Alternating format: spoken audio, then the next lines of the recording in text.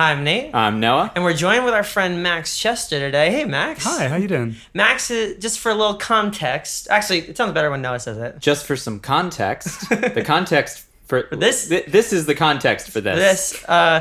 Max, you're a good friend of ours from Berkeley, good friend of ours in Los Angeles. We're working on a folk project together, and we were working on it today. We figured, why not have you on the show? Yeah, tail end of a session, make some stories. We're going to make some... Plus, you listen to the podcast, so figure, I do, I'm a fan. This is a dream of mine to be here. Plus, we don't have as interesting of an accent as I said. I mean, not. I don't want to say like we're using you for it, but like... No, I understand. You got a brand. Sell it hard. How do you think I got into Berkeley? True. Right. Actually, I think I got in by not on the piano skills, but on during the interview, they were like, "Why do you think you should be at this school?" And I said, "Do you guys want a community? You ever heard the word community? Because I'll be that for you." Absolutely. I remember my interviewer said, quote unquote, that I was a breath of fresh air. Oh. And that was the day I knew that my subversion was fathomless. Oh, yeah, I could make anyone believe anything. Truly ideal. Well, I appreciate having you on the show, and we're gonna do all the questions. But before we do, I just want to quickly plug that we have a Patreon. So if anybody wants to check that out and support us, it's patreon.com/talkinglion. Everything that we get goes towards the podcast. Everything we don't need for the podcast, we donate either to our community or to charity. So check us out on Patreon. And I think we're ready for a very interesting show. Are you ready for an interesting show, Max? I've never been more ready. So, without further ado, this is Talking Lion.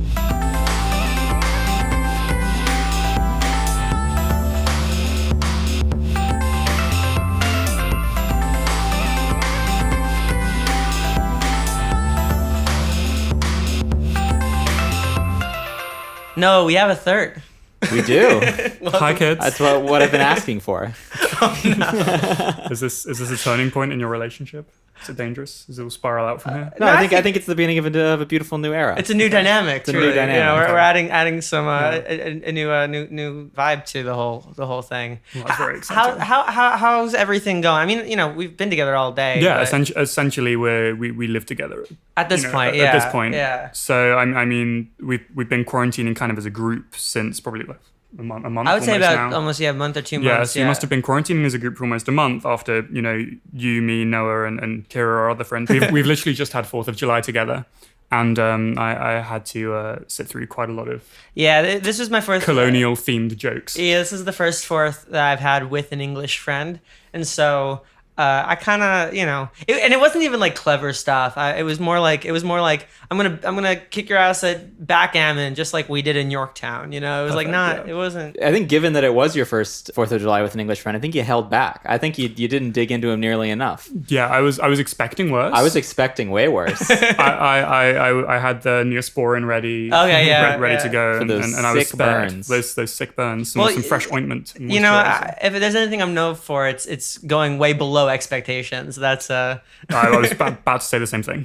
Oh, thank you. I appreciate it quite a lot. Absolutely. Well, tell us a little bit about yourself, just so that as we enter this podcast, people kind of know, where you're from, like what's your story, what are your dreams and ambitions, what's the meanest thing your father said to you? Yep. Have you had Freudian dreams?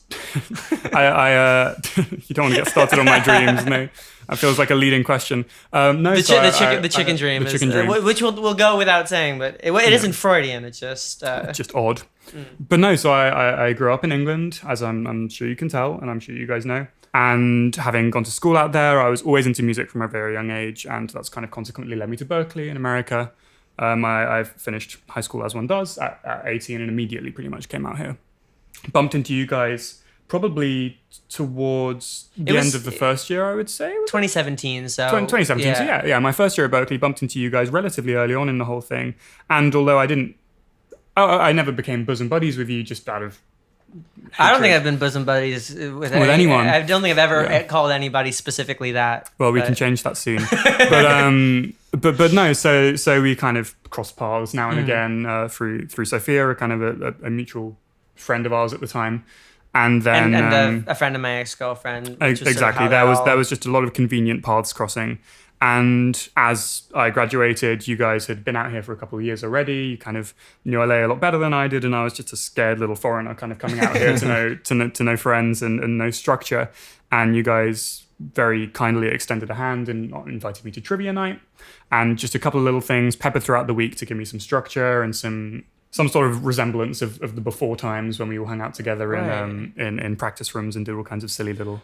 Well, if I recall, I think the first time we actually hung out in Los Angeles, because I remember like parts at Berkeley, though I was kind of in breakup town. I remember we were jammed in practice rooms and we would hang out, because I'd known like Sophia for a bit before you. But there, the superstructure was there. But I do remember the first time we hung out in Los Angeles was on your birthday. It was. And there was some trivia around you. Like there was, Sophia had set up Max themed trivia, and that was where I learned that you also are like a math whiz. I think whiz is pushing it, but I mean, you have a published formula. Am I correct? It's a theorem is the formula, but essentially the way that kind of interacts with the world is that it means nothing. It's like it's an interesting tidbit. You ever hear like facts that are really dumb, like polar bears are left-handed. It's like one of those kind of things where I'm like, wow, that's interesting. Didn't know that. I didn't know polar bears were left-handed. Yeah, they asked them all to sign their autograph, and then they worked it all out.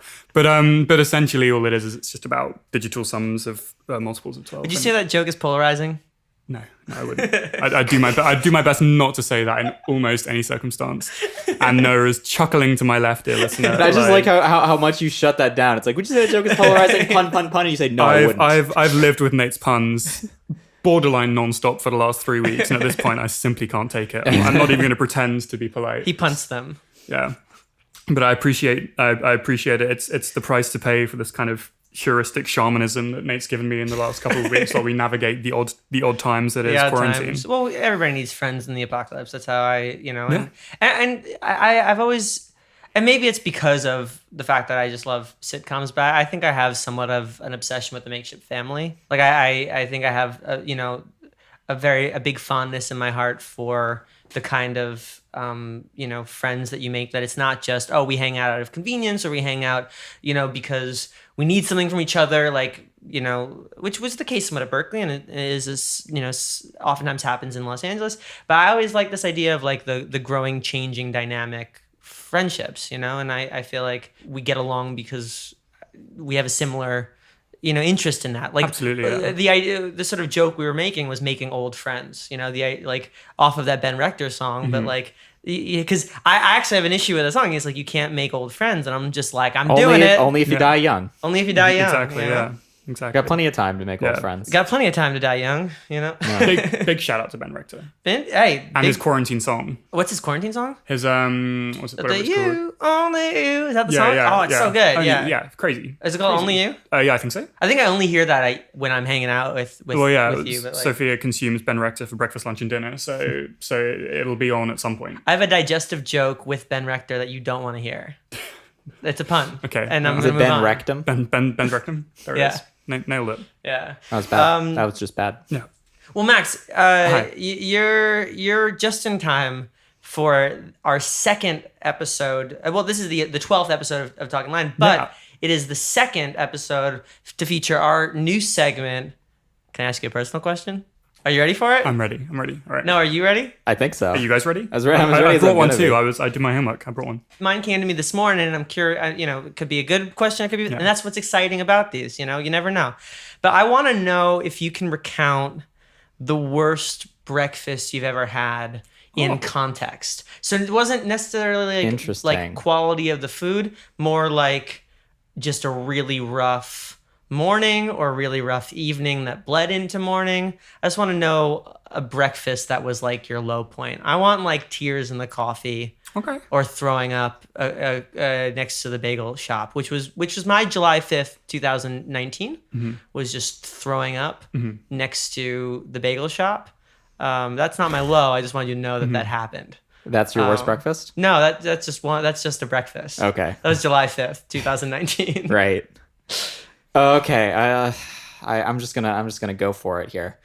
I went on a particularly chaotic Tinder date back at Berkeley. This must have been 2017, maybe 2018. I don't remember when specifically it was, but it was one of those nights where I drank way too much, and I ended up throwing up on myself and had puke all over my shirt, and I had to go to a choir rehearsal.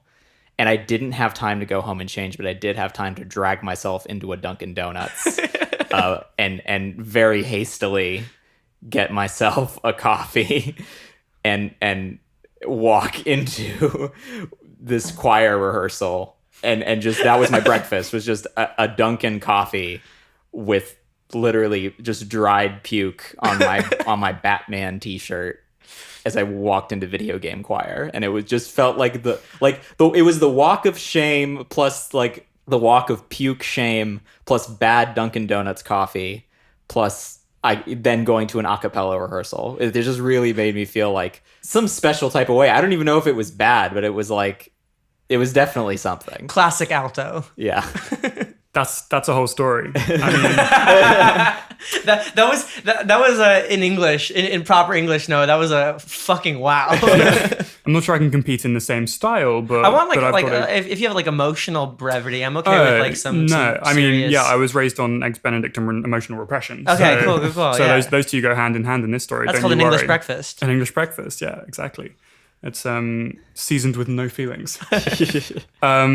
But picture this. So in England, we have these exams called the GCSEs, which everyone takes at 16, and you take them in a bunch of different subjects. And you spend most of the 2 years prior to that studying for those exams. There's nothing when you're 15, nothing even really when you're 14. So basically, you go into secondary school or high school, essentially, for Americans. And from day one, you're studying for these guys. And you guys know I'm kind of a recovering theatre kid. And so I had met my girlfriend at the time. And we were probably borderline 2 years into the relationship as the GCSE exams were coming up. And things were a little odd. She was like, the lead in the new production that was going on at the same time, and all kinds of things had transpired, which meant that there was a lot of like pressures and things like that. We were trying to rehearse together on stage and things like that, but things off stage were a little odd, and you could certainly smell some tension. And I'm also trying to revise for my exams on the back of this. And I remember one night after practice, and she just practiced the big main on-stage kiss scene with this guy who I was really jealous of. Oh, okay. Wait, what show was it? It was Cabaret. Oh. Yeah. And so she was Sally Bowles. And were you the MC? No, not in that one. Okay. Wait, were you in another production of Cabaret? I've done 2 cabarets. Wow. Whoa. And that one I was dancing, which was really fun because I always loved doing that. I hate dance. I was in a high school chorus line. That shit was too hard for me. Yeah. Yeah, I don't think I just kind of love the the kind of the. I'm a brain in a jar. I just can't move. Fair enough. Can't move around. Fair enough. But regardless, so we're sat down outside of the chapel in boarding school, which is borderline a cathedral. I went to a very odd place, and we're sat down, and it's kind of dusk. And she's like, "Listen, I know that ethically I should wait until after your exams to tell you this, but I think we need to break up." And she broke up with you in a church?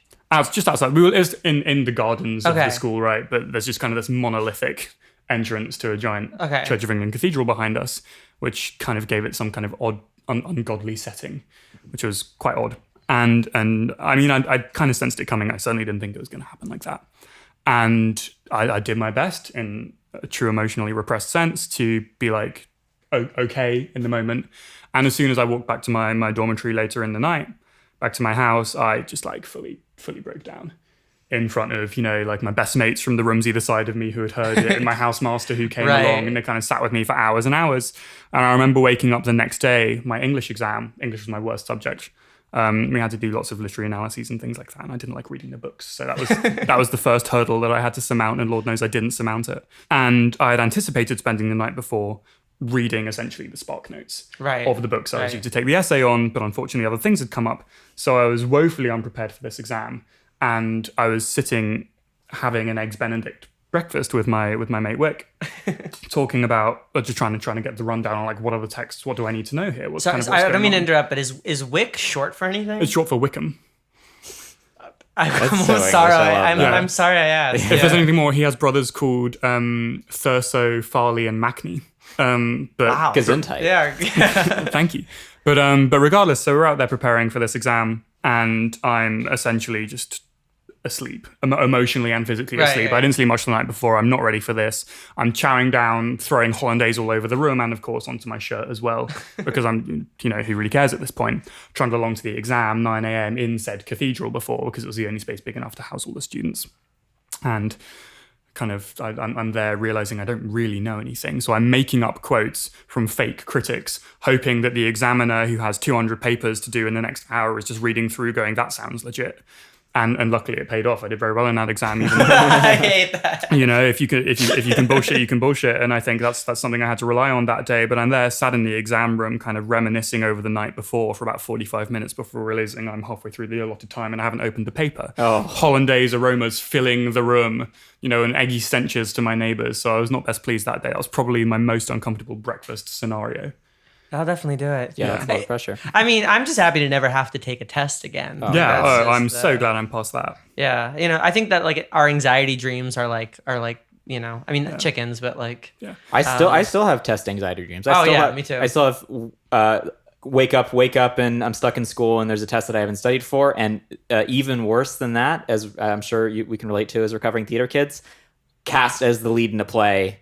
Don't know any of part. the lines. Exactly, that one is brutal. That's a tough one. Do you guys ever have dreams where you're like tired in the dream and you can't move? That actually has never happened to me. Okay, that happens to me all the time, and it's awful. Like where you have to do, like I feel like my anxiety dream is that I have to be somewhere or do something, or I'm having an important conversation or running from something or whatever, and I just can't keep my eyes open or like move my muscles. It's very scary. I just get lost a lot in dreams. That's what happens to me. Like there's always that sense of I have to do something or be somewhere, but then it's like, I don't know, like in a video game where you keep getting sidetracked with side quests, like there keeps being a reason why I get distracted from my main goal. And most of my dreams have like an overarching, like I lost my backpack and I have to get back to it. I got on the wrong bus and I ended up on this weird island. Like I'm trapped in the middle of a forest and I have to get back to where my family is, like shit like that. And it never happens. I wake up having never achieved the overarching thing that I was supposed to achieve. Did you ever have to do the stairwell in 160? Like to get really far up? To take it? Yeah. I did it by choice for a while. It was kind of my thinking space. I used to have the dream where like I'd be 13 floors, which is actually 17 floors because the first floor are doubles, aren't they? And 3M, which doesn't exist. But, right. But I used to have a nightmare where I'd be late somewhere and I would be just stuck in this spiral staircase. It was awful. That's a tough one. With like a backpack on too, like my shoulders just slightly hurting. Definitely up there on the fever stress dreams. Noah, you're up. Nate and Max. Hi there. Can I ask you a personal question? Yeah. Did you have a really important stuffed animal or toy as a small child? And if so, what was their name and what was your relationship to them? I had I had two. When I was much younger, I had a Pajama Sam doll that I would carry everywhere, apparently. And in fact, my mom tells the story quite a lot that I left my Pajama Sam doll in a restaurant in Los Angeles, and we only realized it when we got to the airport. Oh, so my parents actually missed, and I was apparently bereft.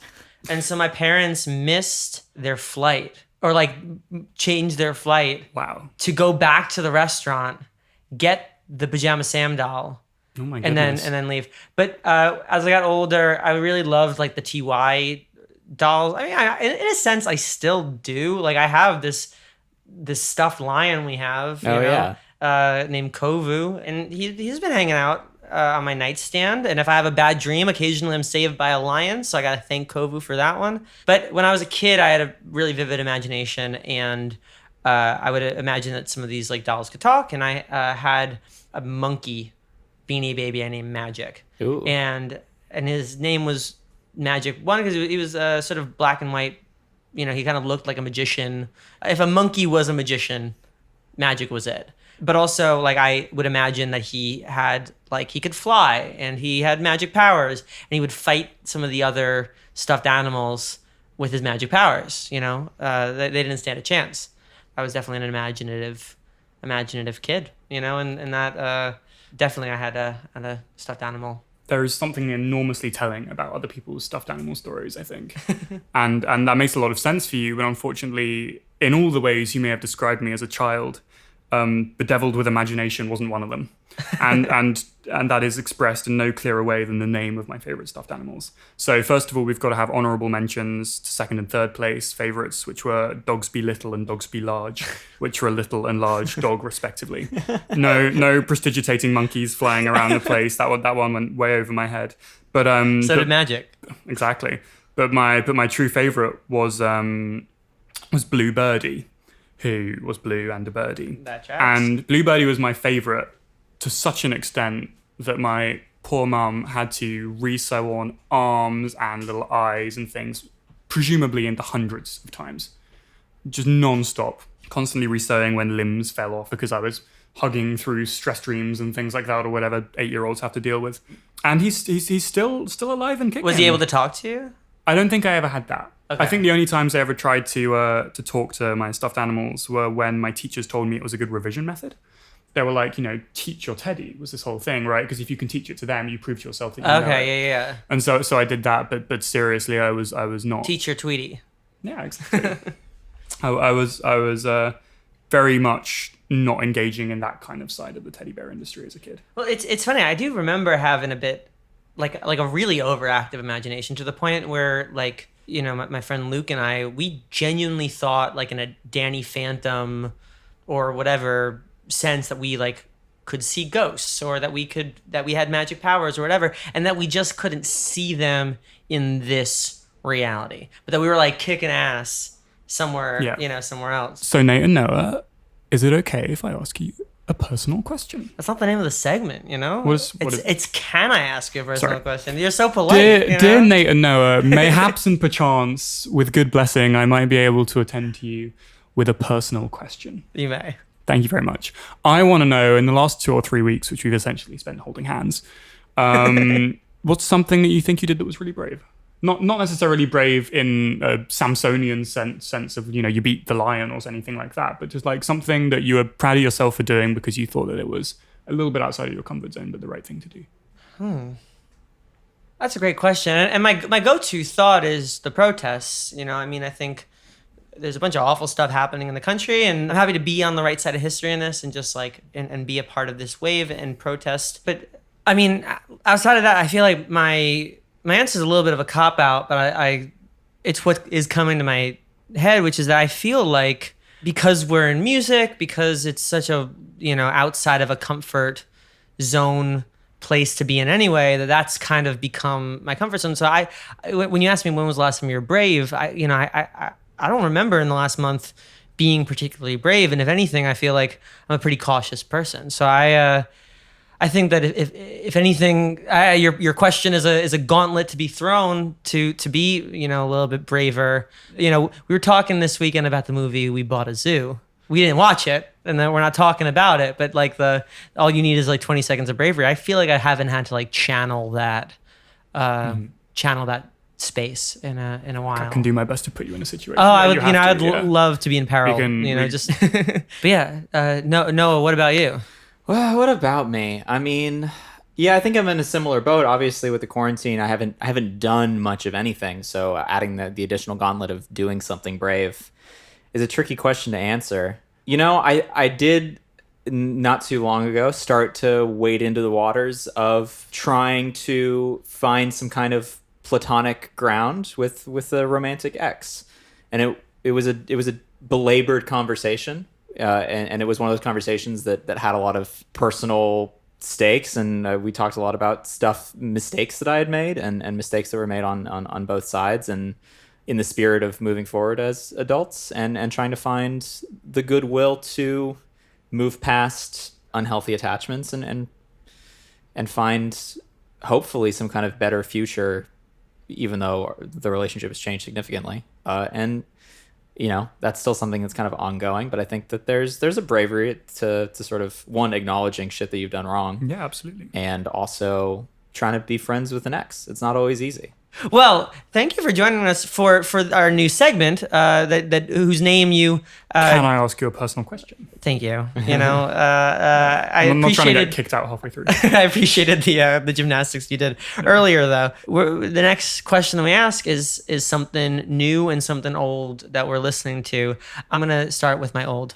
And my old is when we went hiking, I requested as we were cruising in Kira's car with all the windows open down the highway, I asked that we played Alive with the Glory of Love by Say Anything, which is an older pop punk song, which I just remembered before we recorded this, was in an episode of Scrubs. And not just any episode of Scrubs, like the end of season 6, right before JD and Elliot get together, like before. Spoilers. Okay. Spoilers, Yeah. yeah. Watch the show. But also, the show doesn't even have the original music direction anymore, which is really unfortunate, but I love Say Anything. I was a huge fan of them. I saw them live a whole bunch of times as a kid, despite the weird subject matter. It's a really great song to blast and scream while you are cruising down whatever highway we were going down. I had a great time listening to that. I appreciate So it. good. I appreciate that quite a lot. So yeah, that's my old. What's your new and your old? My Max? new and my old, I both have on lock because I was listening to them both this morning. My new, Noah and I were discussing earlier, is the new Hone, H-O-N-E, the British electronic duo. Their new album, come mixtapes that they're calling it. And it's just this charming little thing that was apparently mostly produced in the quarantine. Wow, Like, it was a okay. real quick thing. I mean, apparently a bunch of it was written, but then there's so many references in those songs to, so there's an entire track called Social Distancing. Oh wow. So it's very referential and very appropriate this time. That came out a couple of days ago, and it's just this little microcosm of fun little production, bit of ear candy, bit of that there, with some very genuine songs and some really lovely structure. Just it's nice, and it's one of those albums, or they're calling it a mixtape, as I said, where structurally it feels like it has a narrative as a whole piece of art rather than individual little kind of tableaus.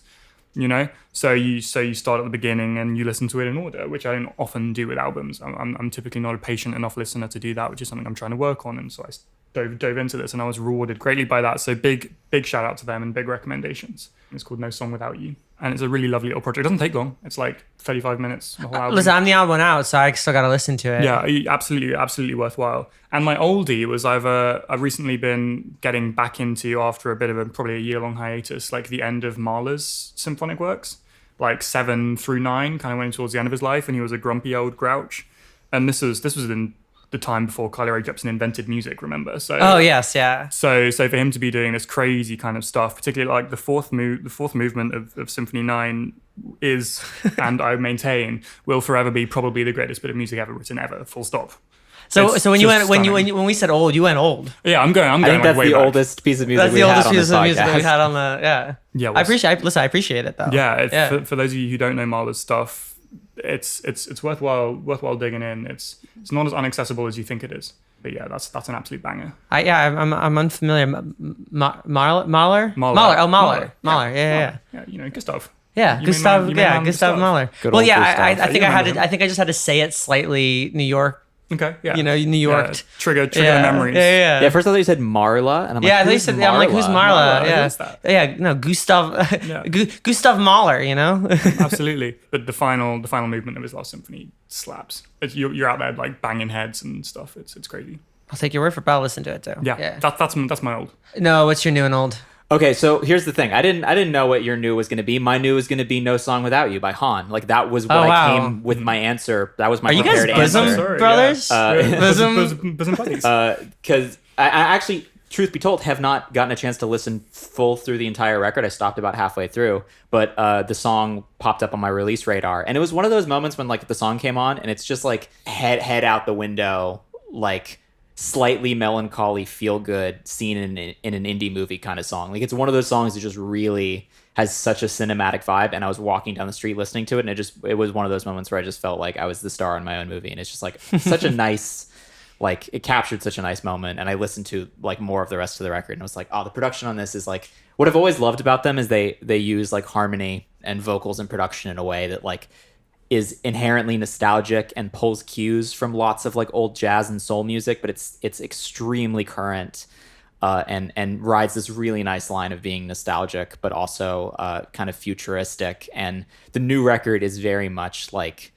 It's cute, like it's like No Song Without You. It's the other songs, like they're love songs. They're like really simple kind of confessions of a very stable and happy kind of love. And there's just something really nice about bright music, especially in this dark time. And it's Also, good music written about happy stuff. You know, you Yeah. don't see that very Yeah. often. No, exactly. That it manages to be like bright and happy without being too corny. Like it runs the gambit of being a little cheesy, but in a really like slick kind of way. And I think it's very much the vibe I'm trying to capture with Music for Birds of which is my solo project, of being like jazzy and bright and kind of soulful and happy without being like goofy, and I think that I really respect that about that record. And my old is I haven't actually been listening to a ton of music, which is why I would have had another new, but that's literally the only new thing I've listened to in the last week. My old is sometimes when I'm feeling some type of way, I go out on the balcony and I throw out the Yui Boom and I throw in a big band playlist, and the first song that came up is a song, It's Only a Paper Moon, sung by Ella Fitzgerald, and it was just a really beautiful arrangement, like pianos and like this wonderful like Ink Spots-esque like doo-wop choir behind her, and the way that her vocals interplay with this choir of people, and the like really subtle brass, but it's like really piano driven. It's a really subtle big band song, which I really appreciate, like because like we're so used to hearing like the big like it's big band, right? So it's like huge like brass sections that just like are overpowering, but there's something really cool about a kind of big bandy swing song that's more understated, and that's what I really got out of the record. I'm definitely the odd one out for the Han track, and I love that we went from classical to big band to pop punk. A classic, an oldie but a goodie, as we do. But my new is also a segue, because we watched the Eurovision movie. Actually, Noah and I watched it twice. In 24 hours. In 24 hours, because we watched it once, just the two of us, and then thought it was so good that we wanted to watch it with you and Kira. And so I've actually been listening to the soundtrack because the songs in it are stupid good. Husavik is charting now. It is Will Ferrell's first Billboard hit. It is. It's not a sentence I thought. Yeah, right? Well, I mean, because of course Salvin Kotecha like worked on the record. But there was like this movie didn't, as a movie, have to be this good. Like it was a Netflix movie. Like it had Will Ferrell, Rachel McAdams. Like it didn't. Like it could have been just like a whatever slapstick movie, and we would have been like, ha ha ha, Netflix made another movie with a crazy premise, whatever. But it was a good movie. It was a shockingly beautiful movie that like actually made Iceland look really cool. Like it felt respectful to Iceland, but also respectful to the majesty and also strangeness of Eurovision. And all of the songs, every single song, was from Ya Ya Ding Dong to Husavik, were gorgeous. They were beautiful, like really good songs. So I've been listening to Husavik just because the writing's really great, the production's really great. The Rachel McAdams hybrid with the Icelandic singer sounds really great. Like even when Will Ferrell sings along, which doesn't sound great in the context, there's something kind of beautiful about this character that he played being a part of this song, and that makes me, just like listening to to the Moulin Rouge soundtrack, that makes me so happy. So I was just so surprised that this movie was as lovely as it wound up being, and I feel like I could watch it like another half dozen times and have no like qualms at all, and so that's my new, but also I wanted to sort of have it transition into us talking about this film together because we watched it together, and it was the week defining film, I think it probably was, and I think what really struck me, as you said, is that it really had no business being that movie. It just simply didn't need to go that hard. And it's beautifully shot, and it's sophisticated, and it's quaint. It's definitely built upon values, but it's never sermonizing about them. It's a movie with some authority, but also with this kind of delirious charm and this corkscrew happiness and all this kind of weird little odd things that only a Eurovision film could ever be. but also just with some depth that I wouldn't in a million years have expected from a Netflix Will Ferrell comedy movie. Yeah, that's what hit me. It was just really hits a little different. There was depth. There were like actually mature themes that kept sort of weaving throughout. Campbellian characters who were trying to achieve things and get over their ghosts. All the while there were like consistencies to the characters, like little quirks, little callback jokes. I love that Rachel McAdams kept holding on to 2 drinks, like that was her thing. Mm-hmm.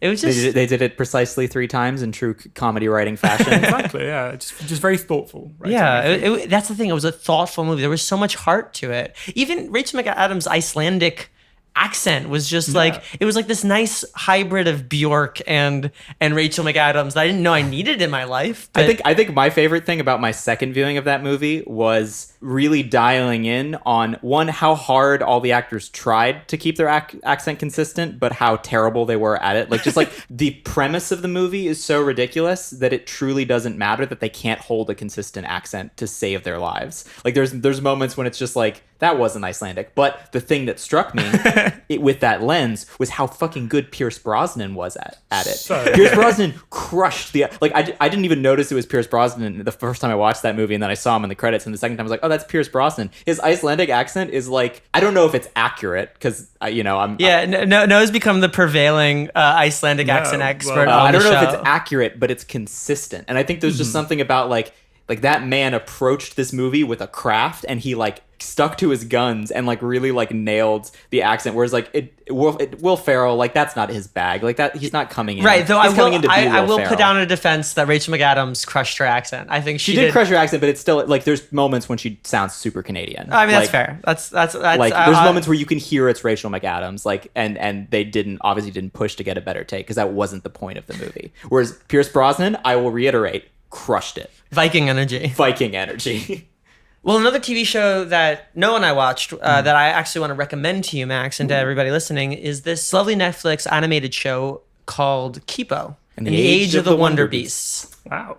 Did you guys plan that? No, that was actually really cool Yeah, that that was happened. cool, Yeah. I mean, I know it's like a lot less cool for us to acknowledge when we do that, but when that does happen, That's why I did it. That was- I can't let you get that much That was free lit credit. AF. yeah. Yeah. Well, I would never say that. I would never say that either. Yeah. I was just wanted to come up with something really uncool to No, say. no, I Yeah, love that was that. Yeah. that was uncool. Balance it out. But it's a really, here's the thing is like, we were recommended this show by some friends and also by Netflix's algorithm, and our old roommate, I believe, worked on it, as did our current roommate, just on the music side. And it looked interesting in a kind of post-apocalyptic way. I just didn't expect it to have as much heart as it did. Like, again, it had no business being this good. And but I also appreciate the way we watched it. We all watched the pilot, and we're like, that was pretty good. And then we watched 9 episodes in a row. We watched the pilot, and then we watched the rest of the season in one sitting. Well, and because actually, I think they do a really interesting job of dedicating the first episode to building the world, introducing Kippo and introducing her to Wolf, like the other main character at what you assume is going to be a duo show. And then the next 2 episodes, I believe from there, introduces the rest of the dynamic and the central conflict. And I think that like the fact that they not only take their time with it, but also introduce an incredible amount of world building and these factions, these animal factions that have lore and history and all that stuff. It reminded me a lot of Avatar. And, I'm not like so quick to say, oh, this is Avatar-esque or whatever, but I think that there was a level of care and detail and to the world and characters that is very reminiscent of the heart that was in Avatar. If anything, I feel like Power Play on Netflix, like, oh, you want more Avatar? Yeah. We have a show that actually does this pretty well, with elements even too of Attack on Titan. Elements of, the sort of, oh, this is futile, maybe it's not. We thought we knew everything about the main character and then we didn't. Just little funny jokes within the world that are it was just really, it's a really well done show, and the animation's gorgeous. Similarly, like intricate like fight and action choreography to Avatar.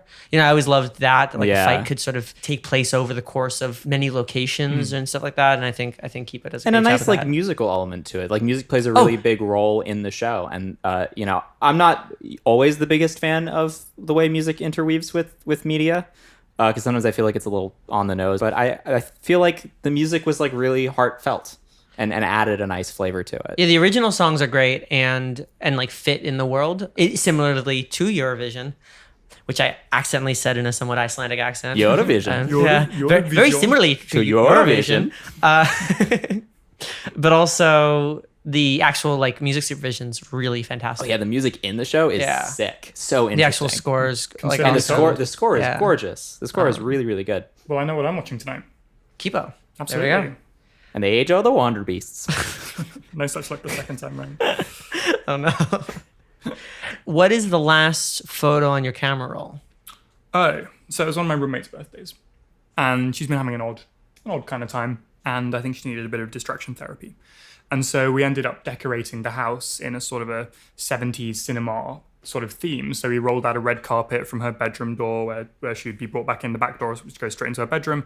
Red carpet from her door out to the kitchen where there was, like old style popcorn buckets and things like that, and snacks and an old little movie cutter. What are those guys called? A slate. A slate? Yeah, one of these guys, exactly. A clacker? Clacker. That had all kinds of information about what we'd be doing, and a little kind of indulgent night of watching movies with stars on the wall and little red curtains over the screen that were makeshift and not very convincing, but I think the intention was I'm there sure and she came across. appreciated that. No, yeah. I mean, if there's anything you ever need from her, I think absolutely she appreciated it. She's the kind of person that will let you know, regardless of what you do, that it's massively appreciated. So we sat down and we watched Once Upon a Time in Hollywood, which was a really interesting watch. It's been a long time since I've watched a Tarantino film, and I never did the Hateful Eight, so it's really been before that since the last one I watched. It was it's a Tarantino movie. You kind of got to watch it with the goggles on.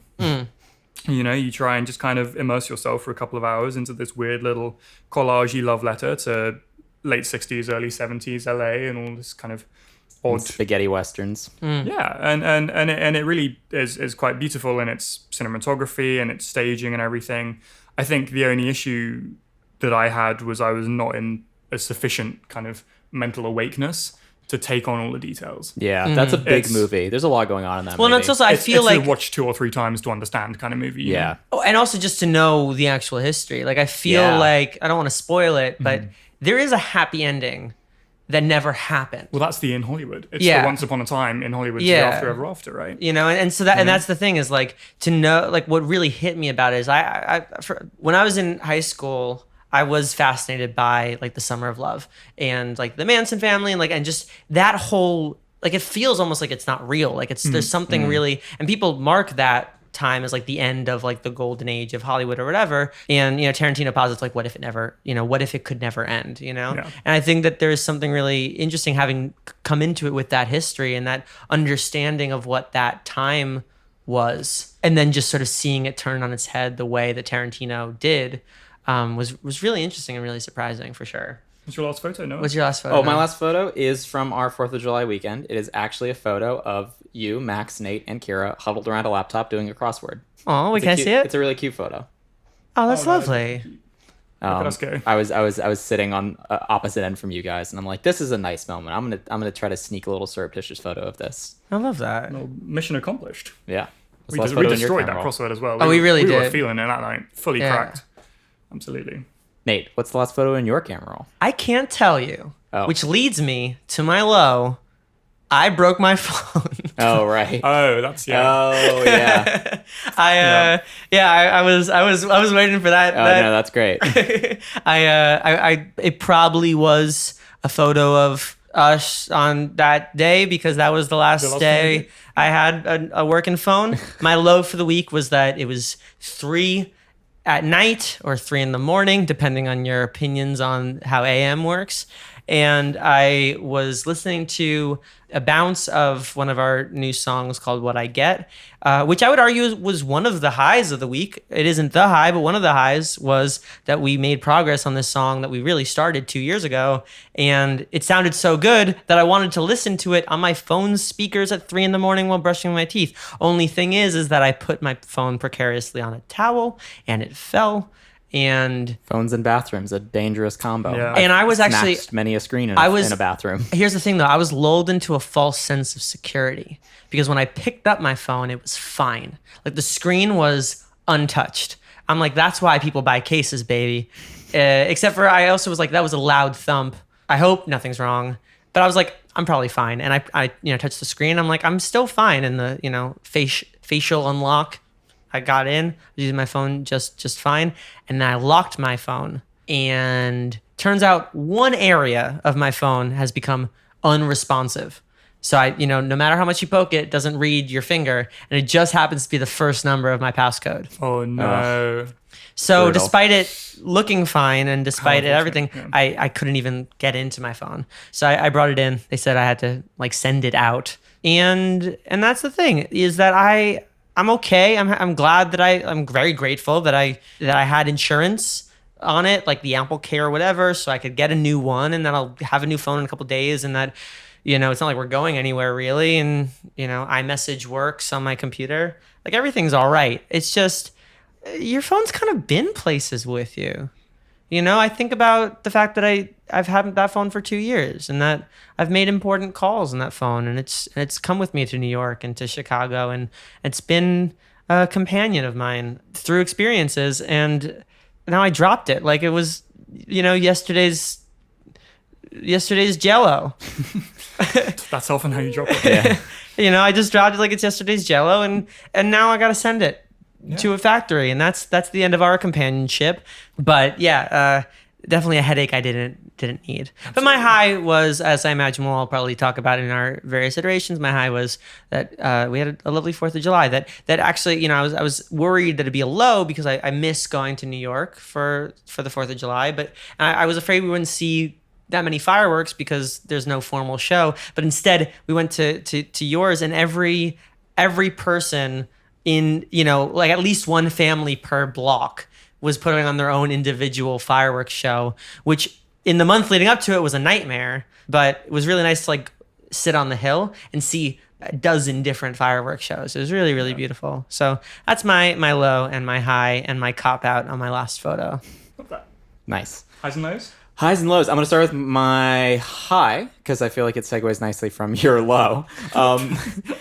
For your this, high was my broken phone. Yeah, when Nate lost his phone, I was just like, oh man, that's a joy that I didn't know what I could experience. No, it was. You're like, he needs me. He needs my phone. Now he needs my phone. No, if anything, it was annoying because then I became surrogate phone. I became your surrogate phone. My high was at least you're not yesterday's Jello. Yeah, I know. You would hate to be yesterday's Jello. I want to be today's Jello. I want to be the Jello of the moment. My high for this week was our Sunday. I would say there was a nice moment where we were all we spent a day mostly like lounging by a pool, and later lounging in a hot tub. And there was a moment where I don't even particularly like swimming. I hate swimming pools. I've almost drowned when I was 2, and most stuff about water absolutely stresses me the fuck out. But we spent the day just kind of like lounging around a pool, and like I was swimming around, bouncing back and forth in this pool, and we were just shooting the shit. And at a certain point, I realized that I had been away from my phone for like a really long time, and we'd just been kind of like hanging out in this really quiet backyard, just like enjoying each other's company. And there was a really pure moment where I was just like, this is just like a really nice and content moment where I'm subsisting on the company of my friends, and I have no desire to like connect with the outside worlds. And like at this particular moment, I am perfectly at peace. And I just had that. I presenced it within myself, and I was like, this is really nice. What is my low? Do I have any new lows? I kind of dealt. You had a whole new low. I had a whole new low. What? I'm actually having trouble finding a low. I think it's been by and large an exceptionally good week, other than like the offshoot of what was my low last chat, I suppose. Navigating Breakup Town.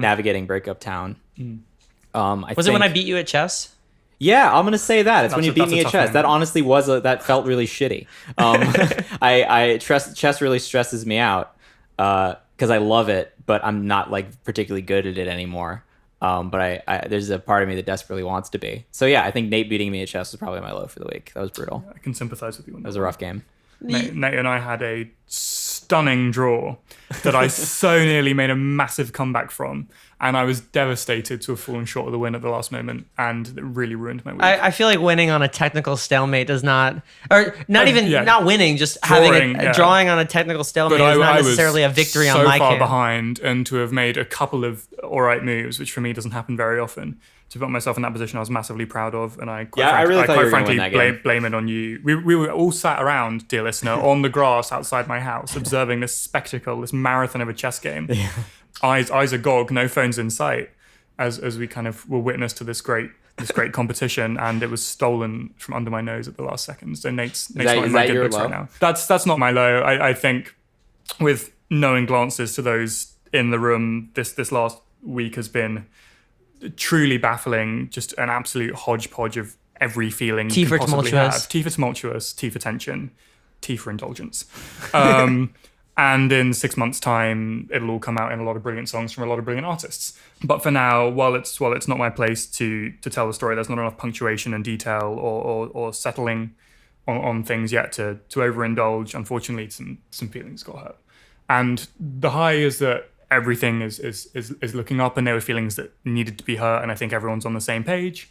But that was tough. I'm never one, directly or indirectly, that wants to make anyone ever feel any worse about themselves than they have to.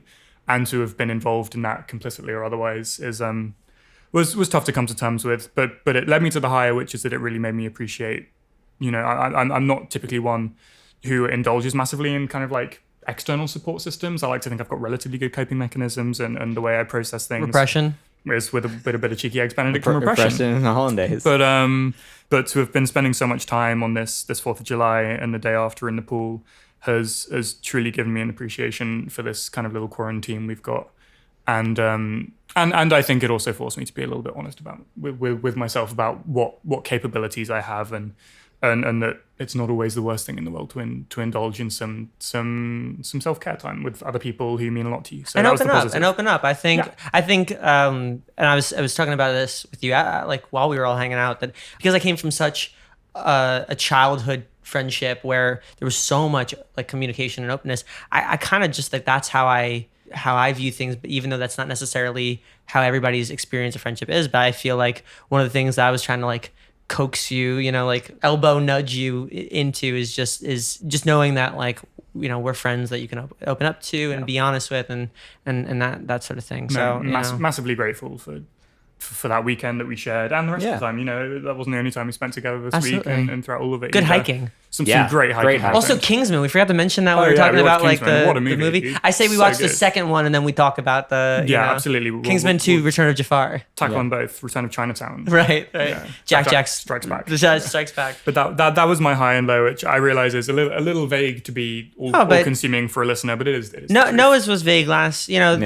People know that we got to be open on the show, but also that we are only responsible for our sides of the truth, and that there's also I think the situations I think that you and I specifically are being vague about require so much context that there's just it's not the place of the podcast to go into the nitty-gritty details of our personal lives. And I feel too like, but it feels dishonest to not talk about it because so much of our job is to be honest about our lives. But keep in mind that like when dear listener, you hear a song or we talk about a story on the podcast, it's because we've had time to create the narrative. We've had time to check to make sure everybody involved in the narrative is okay, and make sure also that we have understood our place in the narrative and how it's ended or how it's continued, but be able to contextualize it. But right now, if you're in the middle of a story, it's extremely hard to talk about, and also I don't think appropriate to talk about. Absolutely. So podcast town is not necessarily the place for it. But we should have a separate podcast where we really air our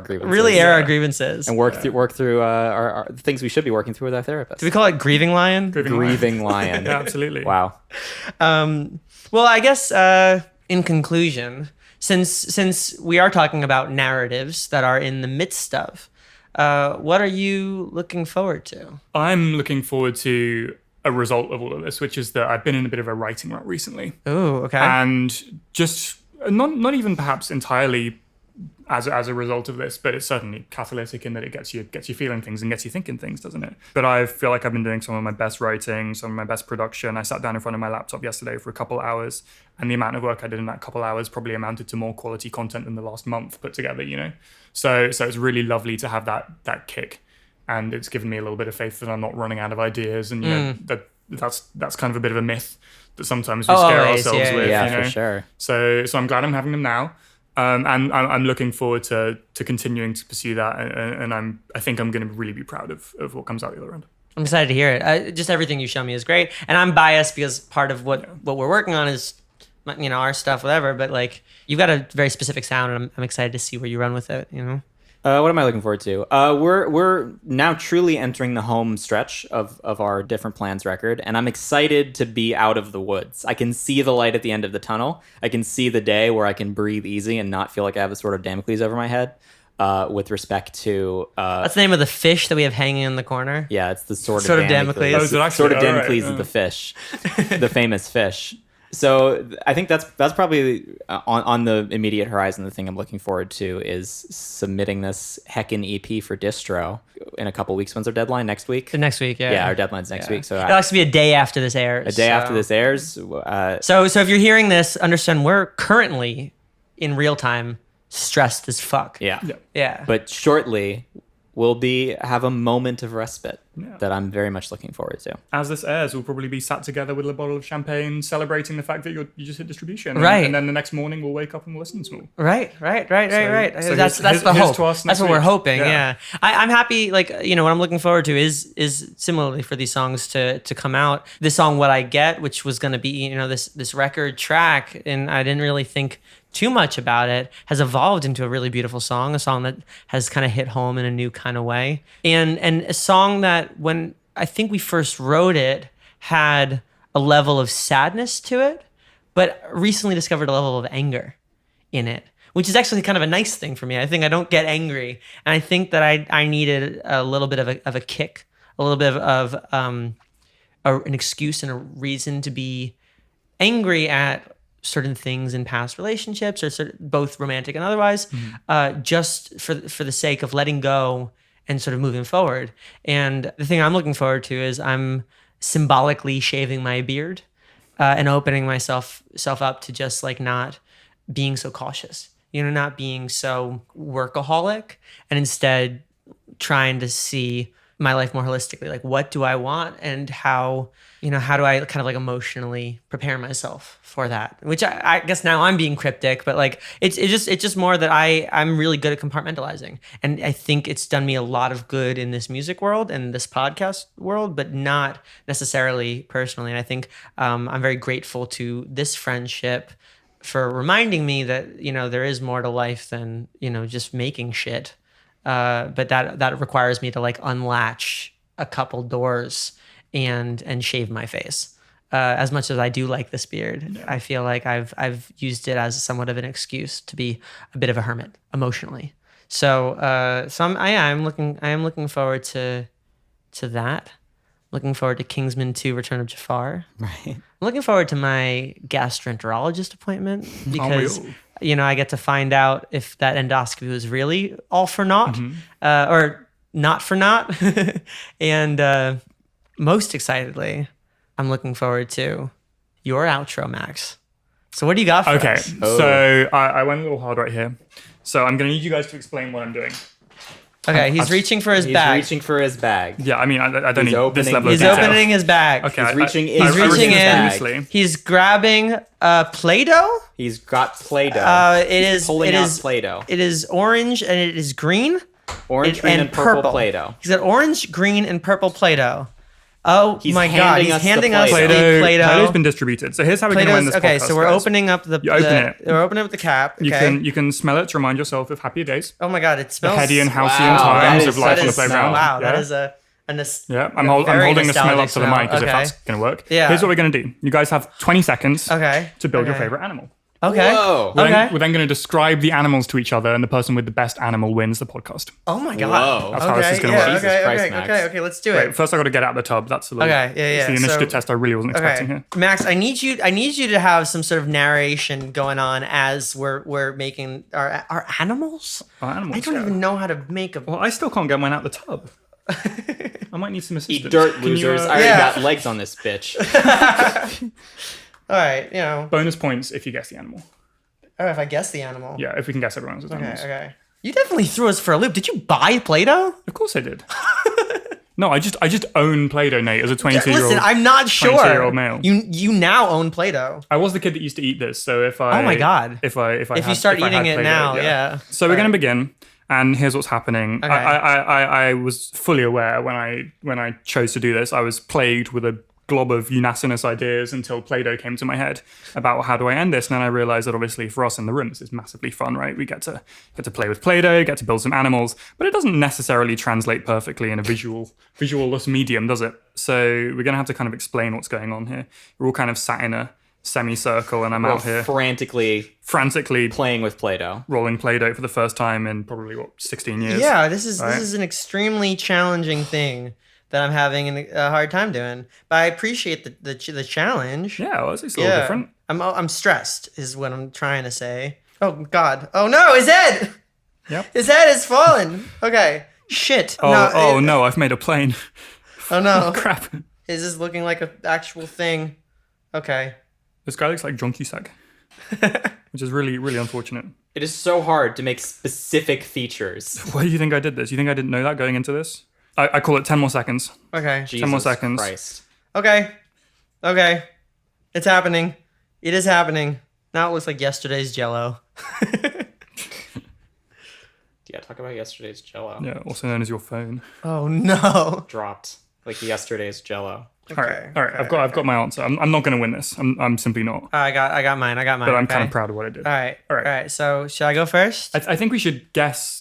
Okay. I mean, Noah has to go last. Just looking around the room, Noah has to go last. Okay, Noah because definitely he's has to go actually knows last. something. Yeah. Okay. All right. Wait, no, did we make the same thing? Let's discuss. Okay. discuss. Let's discuss, Okay. Nate. So, Nate, Okay. Yes. describe us your work, please. Okay, so it's orange with tiny specks of purple in it because I helped Max Open my purple. Open his purple. And I would describe it as a flat shelled turtle with really stubby. I'm not it's sure. orange. Really, Not sure Yeah. I would. There's some with mild really revisionism occurring really here, dear listener. really stuffy legs, an extremely concave stomach, and a small little taily thing. But I think my favorite part is that his face just looks really sad. It just his eyes are closed. He's got a perpetual kind of frown. He's got the kind of frown where his sort of facial lines also are frowning, kind of in parallel. But he looks like he sort of owned the sadness. Like it looks like he's been sad a while. Nice. And he's okay with that. And I call him sad. Sad. Sad. Call him And sad. I call him sad. Sad Right. turtle man. So I somehow, unbelievably, that's better than mine. Okay, yeah. Because Okay, can I describe yours? yeah, give it a go. Cool. I'll just tell you it lives in the sea, just so you can get that off. All right. Yeah. Well, I'm ignoring that because it looks as if you took a regular human person and two steamrollers ran over him next to each other, taking an account a slight ridge between the two. They left the spine. They intact. left the spine completely intact. So I would say if you are going, and there's an upside down face that's smiling. If anything, your face is the opposite of mine. He looks like he's been smiling the whole time, even as he was being run over by two It's a steamrollers. hammam massage. Yeah, that's a. He's currently chilling out in Marrakesh. Yeah, clay yeah, bricks yeah. a pounding. So wait, but is that a ray? Is that supposed to be a ray? I didn't think you get. It was supposed to be a manta ray, and then Yeah. I realized 5 seconds into choosing that I don't remember what those look like. Yeah, I do, and that's not that. Yeah, that's but, not. Yeah, I wouldn't call that a manta ray. The way I would describe I wouldn't even this, call it a ray. You know, I would have to is you guys know like the B-2 stealth bomber. Yeah. Imagine that, but it didn't like corners. That's kind of what this looks like. It looks less like a manta ray and more like a bull ray, like the one that killed Steve Irwin. Like Yeah, because okay. those are because manta rays like flare outward. They're like and are wide really boys, but I Whereas couldn't- that I does couldn't look stretch like anything out. another kind of ray. Oh, okay. Also, wait for Except- one ray to really ruin it for the rest of the rays. Exactly, You know, yeah. like now that species of ray is the one that The killed one that Steve killed Irwin. Steve Irwin, You yeah. know, like Anyone All right. want to take a stab at describing my that's creature? a bear. That's a really nice it's bear. either a dog or a polar I bear. thought it was I a. think polar bear. I thought it was Okay, it's a sheep, but thanks. But either way, it's stunning. That is genuinely impressive work. I was hoping the feet would give it away because like that was my last ditch attempt. It's okay, so it's a quadruped. It's got kind of a bulbous back. I was trying to make it sort of sheep-like by like puffing it out like it had fur and making sure the tail was like really like short. No, I thought it was a turtle, but less sad. You're than mine. functioning on an entirely different level. Yeah. I was smushing this guy just in any which way. 2 bulldozer style. I'm actually and kind you of were proud of my worrying little guy. about- He's got you can see how it's a sheep though, right? Yeah, 100%. It's got like floppy ears. It's got like ears that kind of flop down. No, you can tell yourself anything you want to. I'm Yeah. gonna tell myself that this is A sheep. A Well, sheep. we'll take a photo and we'll put it Yeah. on our story so people can see what it Yeah, people actually, can see what and they they can know. judge for themselves. Yeah. because only Absolutely, our yeah. listeners can judge. Only our Well, listeners actually, can no. judge you. Unfortunately, Yeah. unfortunately, the rules stipulate that I can judge. Okay, And yeah. so I would like to declare Noah as the winner of this podcast.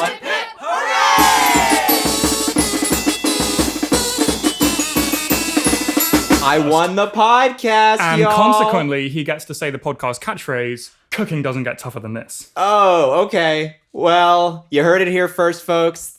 Thank you, Max Chester, for another welcome. lovely episode of Talking Lion, being with us. Thank so you, we Max, could yeah. chat. As the official winner of Talking Lion this week, I'd like to leave you with this. Cooking doesn't get tougher than this.